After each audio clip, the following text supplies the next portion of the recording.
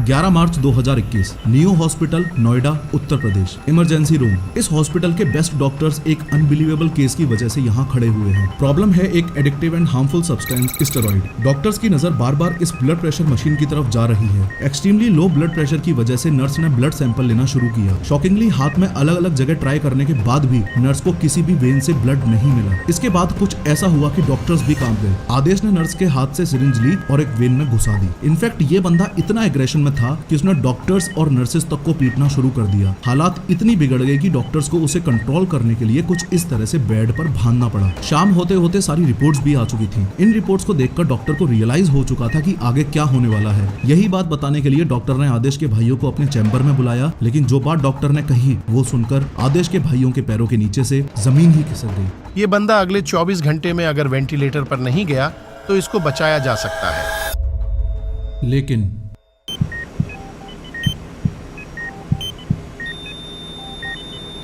India में rarely कहीं कोई ऐसी गिनी चुनी जिम्स होंगी जिनमें स्टेरॉइड्स यूजर्स नहीं होंगे। एक समय था जब स्टेरॉइड्स लेना बहुत बड़ी बात हुआ करती थी, लेकिन सिर्फ 230 रुपए में मेडिकल शॉप में मिलने की वजह से आज इतना कॉमन हो गया है कि ये न्यूज इंडियन आर्मी सिलेक्शंस के लिए होने वाली रेस की है। Athletic ground, Haryana. कुछ ही देर में इंडियन आर्मी में सिलेक्शन के लिए 1600 मीटर की रेस स्टार्ट होने वाली है। एस्पिरेंट्स अपनी अपनी पोजीशन लेकर एकदम रेडी हैं। रेस शुरू होते ही कुछ देर बाद ये बंदा इंजेक्शन निकालता है और भागते भागते खुद को टर्मेन स्टेरॉइड का इंजेक्शन मार लेता है।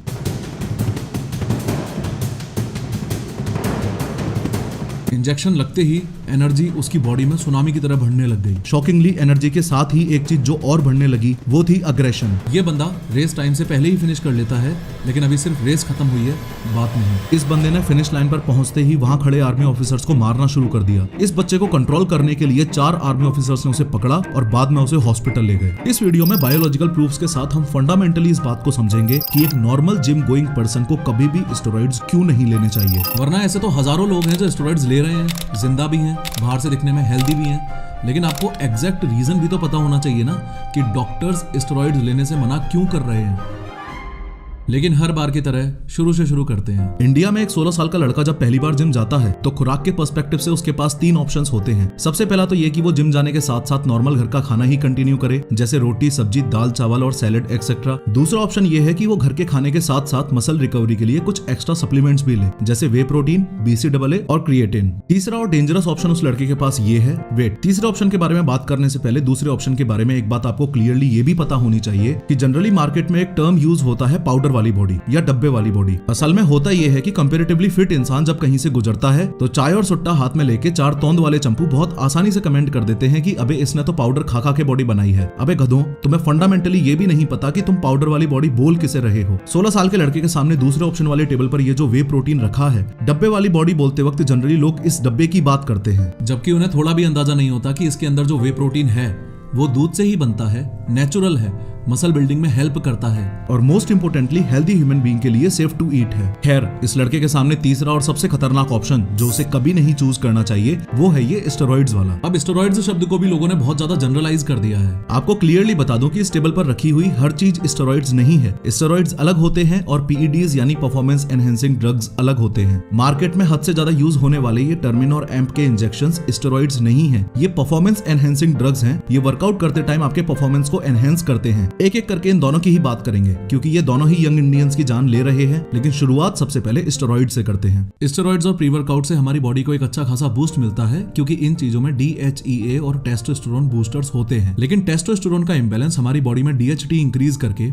एक बहुत बड़े साइड इफेक्ट को जन्म देता है जो है हेयर लॉस। असल में यही इंक्रीज्ड DHT हमारे हेयर फॉलिकल्स पर अटैक करता है, जिससे हमारे बालों के स्ट्रैंड्स का डायामीटर पतला होने लग जाता है और एक टाइम पर ये इतना पतला हो जाता है कि मेल पैटर्न बाल्डनेस शुरू होने लगती है। ये कोई नॉर्मल हेयर फॉल नहीं है, इसमें बाल धीरे धीरे पतले होने लगते हैं और उसके बाद हेयर फॉल इतना बढ़ने लग जाता है कि गंजेपन में बदलने लगता है। अब खुद सोचो कि ऐसे इंक्रीज्ड DHT की वजह से होने वाले हेयर फॉल के लिए शैम्पू और तेल क्या ही कर पाएगा। इसलिए यहाँ पर एक स्मार्ट डिसीजन लेके एक ऑलराउंड ट्रीटमेंट को चूज करना चाहिए जो ट्राया प्रोवाइड करता है। ट्राया के फ्री हेयर टेस्ट से आप अपने हेयर फॉल की स्टेज और कारण पता लगा सकते हो। हेयर फॉल के टोटल 7 स्टेजेस होते हैं और अगर आप स्टेज 1 से स्टेज 4 के बीच में हो तो ट्राया जैसा नेचुरल ट्रीटमेंट लेके आप अपने बालों को बचा सकते हो। अपने हेयर फॉल का स्टेज पता लगा के जल्दी से जल्दी ट्रीटमेंट लेना इसलिए जरूरी है क्योंकि एक बार आप स्टेज 5 के ऊपर चले गए तो उसके बाद में बहुत दिक्कत हो जाएगी और सिर्फ हेयर ट्रांसप्लांट जैसे ऑप्शंस ही बचेंगे। इनके हेयर रूटीन्स काफी कस्टमाइज्ड और ऑलराउंडेड होने की वजह से 93% कस्टमर्स ने रिजल्ट्स भी देखे हैं। अगर आप भी टाइम से अपना हेयर लॉस कंट्रोल करना चाहते हो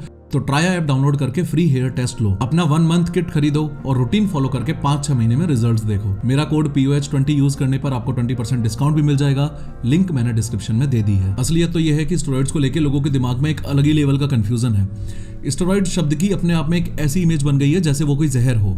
अरे नहीं भाई, स्टेरॉइड्स वो हार्मोन्स हैं जो अपनी बॉडी में भी पाए जाते हैं। बेसिकली स्टेरॉइड्स हमारी बॉडी के ग्रोथ और रिप्रोडक्टिव फंक्शंस को रेगुलेट करते हैं। ह्यूमंस में नेचुरली जो स्टेरॉइड हार्मोन्स पाए जाते हैं उसमें है ये टेस्टोस्टेरोन, ईस्ट्रोजन और कोर्टिसोल एक्सेट्रा। मतलब स्टेरॉइड्स को बहुत ही क्लियरली और एकदम बेसिक लेवल पर आप ऐसे समझ सकते हो कि जैसे ये हार्मोन्स हैं जो हमारी बॉडी में ऑलरेडी बनते हैं। लेकिन कुछ केसेस में इनको बाहर से बॉडी के अंदर भी डाला जाता है कोई भी स्पेसिफिक रिजल्ट अचीव करने के लिए। जैसे सिंथेटिक स्टेरॉइड्स बेसिकली 2 कैटेगरीज में आते हैं, कोर्टिकोस्टेरॉइड्स और anabolic steroids. Corticosteroids mainly medical purpose के लिए यूज होते हैं। जैसे अर्थराइटिस के पेशेंट को जो मेडिसिन दी जाती हैं उनमें ऑलरेडी स्टेरॉइड्स हैं, पर चूंकि इस केस में स्टेरॉइड शरीर के अंदर डॉक्टर के सुपरविजन में जा रहा है इसलिए प्रॉब्लमेटिक नहीं है। वहीं एनाबॉलिक स्टेरॉइड्स का केस टोटली डिफरेंट है। एनाबॉलिक शब्द का मतलब होता है ग्रोथ। तो बॉडी बिल्डिंग के लिए, वी शेप बॉडी के लिए, तगड़ा दिखने के लिए या आजकल तो इंस्टाग्राम रील्स बनाने के लिए शरीर के बाहर से जो सिंथेटिक ग्रोथ हार्मोन शरीर के अंदर डाला जाता है बस उसे ही एनाबॉलिक स्टेरॉइड बोलते हैं। पर अभी भी एक क्वेश्चन तो ये भी है कि एनाबॉलिक स्टेरॉइड्स लेने से बॉडी बन क्यों रही है। देखो, ये एक मेल है और ये एक फीमेल है। इन दोनों के अंदर ये दोनों ही हार्मोन्स प्रेजेंट होते हैं, टेस्टोस्टेरोन और ईस्ट्रोजन। अब चूंकि मेल्स के अंदर जो सेक्स हार्मोन होता है वो भी टेस्टोस्टेरोन ही है, इसलिए मेल्स में ईस्ट्रोजन के कंपैरिजन में टेस्टोस्टेरोन काफी ज्यादा होता है और फीमेल्स में जस्ट उल्टा होता है। टेस्टोस्टेरोन के कंपैरिजन में ईस्ट्रोजन काफी ज्यादा होता है। ओवरऑल सिचुएशन ये है कि टेस्टोस्टेरोन एक ग्रोथ हार्मोन है,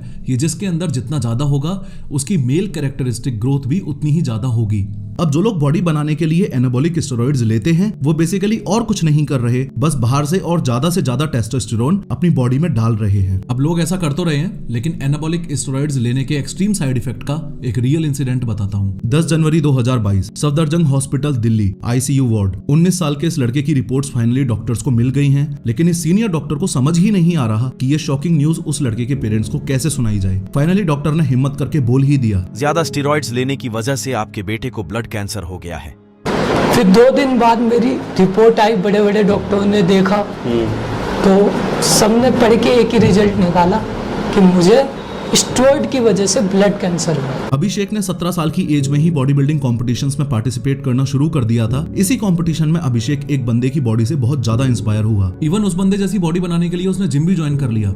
अब जो होने वाला है उससे अभिषेक की लाइफ हमेशा के लिए चेंज होने वाली है। देखो कैसे। इस बंदे ने अभिषेक को स्टेरॉइड्स लेने की सलाह दी। चौंकाने वाली बात यह है कि उसने 17 साल के अभिषेक को 4 स्टेरॉइड इंजेक्शंस और बहुत सारी टैबलेट्स खाने को दी। ये देखकर आपके होश ही उड़ जाएंगे कि ये सारे स्टेरॉइड्स वो एक ही इंजेक्शन में एक साथ डालकर अभिषेक को लगाता था। कुछ टाइम तक तो अभिषेक की बॉडी ये सारी चीजें झेलती रही, लेकिन एक दिन ऐसा आया जब अभिषेक की जिंदगी एकदम ही पलट गई। अभिषेक के घुटनों में दर्द होना शुरू हुआ। फॉलोइंग दिस हॉस्पिटल में सारे टेस्ट करवाने के बाद ये पता चला कि उसे कोई छोटी मोटी बीमारी नहीं बल्कि एक जानलेवा बीमारी ब्लड कैंसर है। दिल्ली में एक 11th क्लास के लड़के के साथ भी स्टेरॉइड्स के साइड इफेक्ट्स का एक रियल इंसिडेंट हुआ। अक्षत को उसके कम वेट की वजह से स्कूल में काफी बुली किया जाता था। इसी बुलिंग से बचने के लिए और अपनी बॉडी बनाने के लिए जिम ज्वाइन कर लिया। रेगुलर वर्कआउट और अच्छी डाइट से उसने 20 kg वेट भी गेन कर लिया, लेकिन अभी भी अक्षत को और ज्यादा वेट गेन करना था, इसलिए उसने अपने ट्रेनर से बात की। अब इस ट्रेनर ने उसे स्टेरॉइड्स लेने की सलाह दी। फॉलोइंग दिस 17 साल की एज में ही अक्षत ने ये खतरनाक स्टेरॉइड्स लेना शुरू कर दिया। स्टेरॉइड्स लेने की वजह से अक्षत की बॉडी बनना तो शुरू हो गई,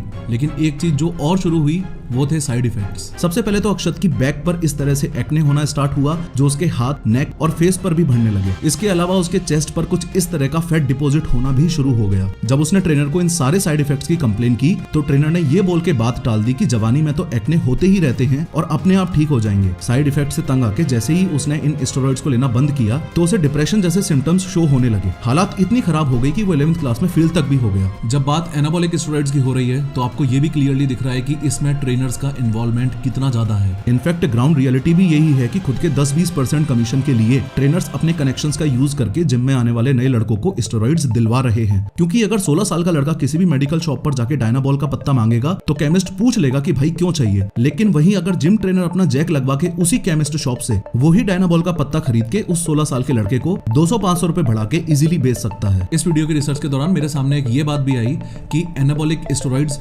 खुलेआम ऑनलाइन शॉपिंग वेबसाइट्स पर बिक रहे हैं। एनाबॉलिक स्टेरॉइड्स के यूज को लेकर इंडिया में आज मिस इन्फॉर्मेशन इस हद तक पहुंच चुकी है कि यूट्यूब पर जो एनाबॉलिक स्टेरॉइड्स यूजेज इफेक्ट्स की बिफोर और आफ्टर वीडियोस पड़ी हैं, उन वीडियोस के कमेंट सेक्शन में लोग पूछ रहे हैं कि भाई बता दे कैसे कैसे लेना है। मतलब आप समझ भी पा रहे हो कितनी सीरियस बात है। एक ऐसा सब्सटेंस जो नेचर के खिलाफ है, जो इंस्टाग्राम पर बॉडी शो ऑफ के लिए लिया जा रहा है, जो high blood pressure, cholesterol, heart problems, इस तरह से गंजापन, सैगी या लूज स्किन और लीवर को फेल कर देता है। उस खतरनाक सब्सटेंस को कैसे लेना है और कैसे नहीं, इस बात का ज्ञान लोग YouTube कमेंट्स में से ले रहे हैं। याद है थोड़ी देर पहले मैंने आपको दिल्ली में एक 11th क्लास के लड़के अक्षत का इंसिडेंट बताया था। उसमें अक्षत के चेस्ट पर ये फैट डिपोजिशन वाली बात भी आई थी। इसका साइंटिफिक टर्म है गायनेकोमेस्टिया या शॉर्ट में गायनो भी बोल दिया जाता है। आसान भाषा में बोलूं तो मैन बूब्स। इन एनाबॉलिक स्टेरॉइड्स की वजह से बॉडी में इस टेस्टोस्टेरोन हार्मोन की मात्रा बहुत ज्यादा क्वांटिटी में बढ़ जाती है। चूंकि सारा टेस्टोस्टेरोन तो बॉडी यूज नहीं कर सकती है, इसलिए बॉडी में एक प्रोसेस शुरू होता है, एरोमेटाइजेशन। ये प्रोसेस कुछ ऐसा ही है जिस तरह से पानी आइस में चेंज हो जाता है। इस एरोमेटाइजेशन प्रोसेस में ये एक्स्ट्रा टेस्टोस्टेरोन ईस्ट्रोजन में कन्वर्ट होना शुरू हो जाता है। अब मैं आपको बता दूं कि ईस्ट्रोजन वही हार्मोन है जो फीमेल्स में ब्रेस्ट डेवलपमेंट में हेल्प करता है। फॉलोइंग दिस मेल्स में टेस्टोस्टेरोन के एरोमेटाइजेशन से कुछ इस तरह से ब्रेस्ट डेवलपमेंट होना शुरू हो जाता है। इतने सब साइड इफेक्ट्स के अलावा जो सबसे खतरनाक साइड इफेक्ट है, अब उसको समझो। ये हमारा ब्रेन है। इस ब्रेन में ये है हाइपोथैलेमस, जो कि हार्मोन्स के सिक्रीशन को कंट्रोल करता है। ये हाइपोथैलेमस एक हार्मोन रिलीज करता है GnRH, यानी गोनाडोट्रोपिन रिलीजिंग हार्मोन। इस GnRH का काम है ब्रेन में मौजूद इस पिट्यूटरी ग्लैंड से ये दो इंपोर्टेंट हार्मोन्स रिलीज करवाना। पहला तो LH यानी कि ल्यूटिनाइजिंग हार्मोन और दूसरा FSH यानी कि फॉलिकल स्टिमुलेटिंग हार्मोन। मेल्स में इस LH का काम है इस टेस्टिस से टेस्टोस्टेरोन हार्मोन का प्रोडक्शन करवाना और इस FSH का काम है स्पर्म प्रोडक्शन में हेल्प करना। चूंकि स्टेरॉइड्स लेने की वजह से बॉडी में बहुत ज्यादा मात्रा में टेस्टोस्टेरोन आ चुका है, तो ये हाइपोथैलेमस इस GnRH हार्मोन को प्रोड्यूस करना बंद कर देता है। फॉलोइंग दिस नेचुरल टेस्टोस्टेरोन का प्रोडक्शन ना के बराबर हो जाता है। ये सुनकर तो आपके होश ही उड़ जाएंगे कि स्टेरॉइड्स लेने के कुछ ही दिनों में स्पर्म प्रोडक्शन डिक्रीज हो जाता है और टेस्टिकल्स भी श्रिंक होना शुरू हो जाते हैं। एक रिसर्च के अकॉर्डिंग 27% लोगों को इरेक्टाइल डिसफंक्शन और 57% लोगों को डिक्रीज्ड सेक्स ड्राइव भी फेस करनी पड़ती है। एक चौंकाने वाली बात यह भी है कि इस रेस में सिर्फ मेल्स ही नहीं बल्कि फीमेल्स भी शामिल हैं। सबसे पहले तो ये समझो कि फीमेल्स में टेस्टोस्टेरोन बहुत ही कम क्वांटिटी में मिलता है। जब फीमेल्स अपनी मसल्स बिल्ड करने के लिए ये स्टेरॉइड्स लेना शुरू करती हैं, तो उनकी बॉडी में बहुत ज्यादा मात्रा में टेस्टोस्टेरोन की अवेलेबिलिटी होने लगती है। फॉलोइंग दिस उनकी फीमेल कैरेक्टरिस्टिक्स खत्म होने लगती हैं। शॉकिंगली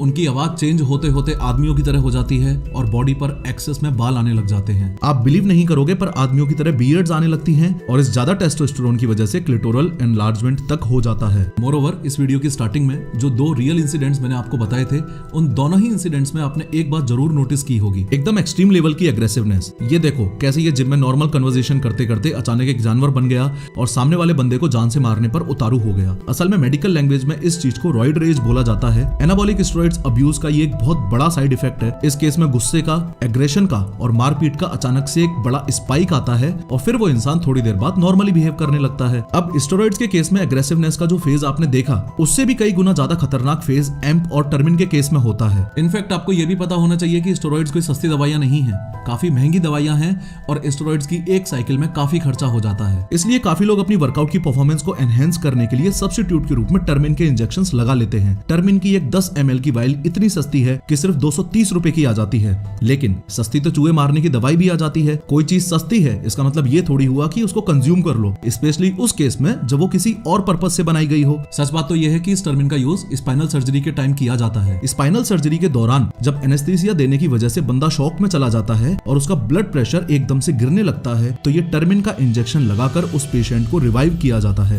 इन शॉर्ट ये टर्मिन हार्ट फेल होने से बचाने के लिए कुछ रेयर केसेस में दिया जाता है। बात यूजेज की चल ही रही है तो ये भी समझ लो कि अपनी वर्कआउट परफॉर्मेंस को इंप्रूव करने के लिए जिस एम्प का यूज बॉडी बिल्डर करते हैं, वो इंजेक्शन हॉर्स रेसिंग में यूज होता है और घोड़ों को लगाया जाता है। इनफैक्ट कई केसेस तो ऐसे भी हैं जिनमें एम्प का इंजेक्शन लगने की वजह से घोड़ों तक की मौत हो गई है।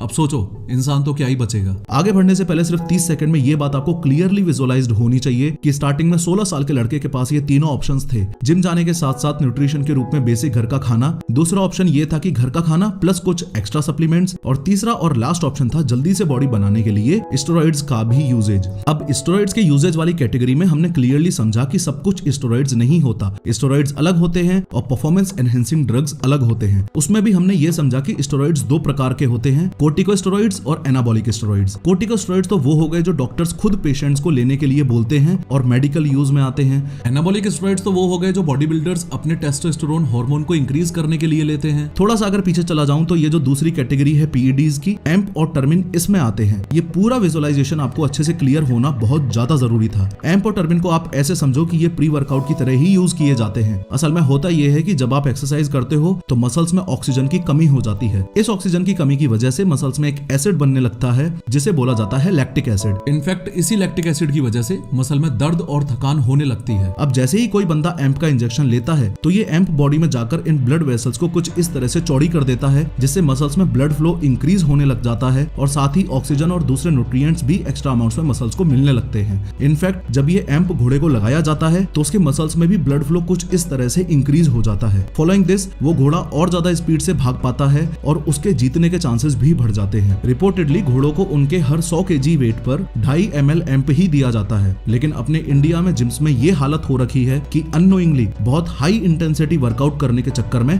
3 से 4 ml तो लोग एक बार के डोज में ही ले रहे हैं। सबसे इंपॉर्टेंट कैच ये है कि टर्मिन और एम्प लगाने से जो पंप आपको चाहिए था वो आए ना आए, पर एक चीज जो जरूर आएगी वो है खराब सेक्सुअल हेल्थ। एम्प और टर्मिन जैसे इंजेक्शंस की वजह से मेल्स में स्पर्म क्वालिटी एकदम खराब हो जाती है और तो और इरेक्टाइल डिस्फंक्शन की कंडीशन भी क्रिएट हो जाती है। इसके अलावा कुछ इस तरह के विजुअल हेलुसिनेशंस होने लगते हैं। बंदा हमेशा ही कंफ्यूजन के स्टेट में रहता है। काफी सारे लोगों ने तो ये भी बताया है कि कंफ्यूजन इतने लेवल पर बढ़ जाता है कि उन्हें यही याद नहीं रहता कि वो क्या एक्सरसाइज करने के लिए जिम में आए थे। 100 बात की एक बात यह है कि अगर ये 16 साल का लड़का सिर्फ फिट रहने के लिए जिम जाता है और हाई इंटेंसिटी वर्कआउट करता है तो ये सेकंड वाला ऑप्शन ही उसके लिए बेस्ट ऑप्शन है। ये स्टेरॉइड्स वाला ऑप्शन तो उन लोगों के लिए है जो बॉडी बिल्डिंग कॉम्पिटिशंस फाइट करते हैं और प्रॉपर गाइडेंस के अंडर स्टेरॉइड्स लेते हैं। एक नॉर्मल जिम जाने वाला बंदा जिसको जिंदगी में सिर्फ फिट रहना है उसको कभी भी अपनी जिंदगी में स्टेरॉइड्स लेने की कोई नीड है ही नहीं। एक बहुत इंपॉर्टेंट रोल यहाँ पर जिम ट्रेनर्स का भी है।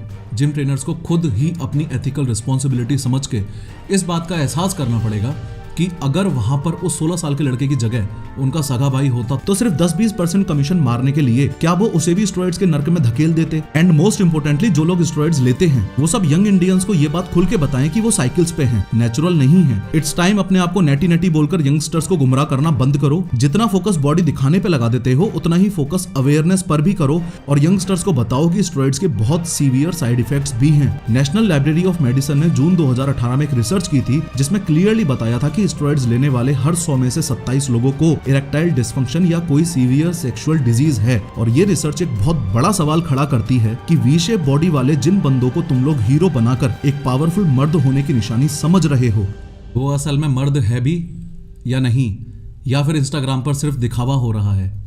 खैर इस वीडियो में मैंने 3D एनिमेशंस की हेल्प से बताया है कि नाथुराम गोडसे ने गांधी जी को कैसे मारा था। क्लिक करो और जरूर देखो।